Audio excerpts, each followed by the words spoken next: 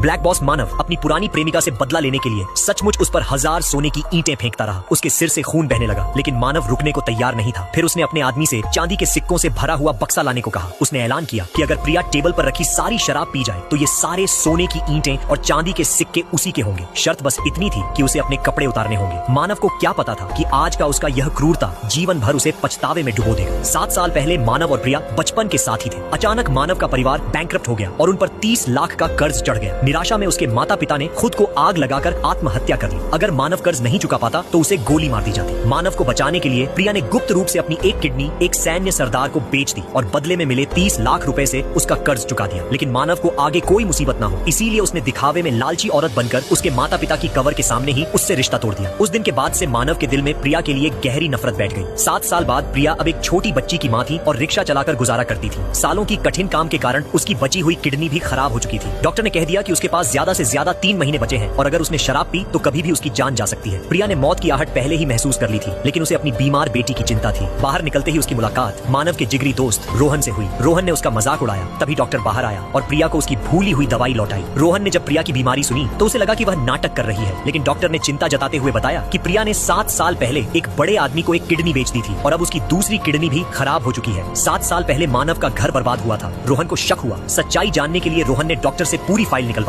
Record में साफ लिखा था कि 7 साल पहले प्रिया ने ऑपरेशन कराकर 30 लाख रुपए में अपनी किडनी बेची थी और उसी पैसे से मानव का कर्ज चुकाया गया था। रोहन यह खबर तुरंत मानव तक पहुंचाने के लिए दौड़ पड़ा। उधर अपनी बेटी की सर्जरी के लिए पैसे जुटाने के लिए प्रिया एक बार में वेट्रेस का काम किया। उसे क्या पता था कि आज वही मानव अपनी मंगेतर ज्याओ परिवार की बेटी को प्रपोज करने आया है। प्रिया घबराकर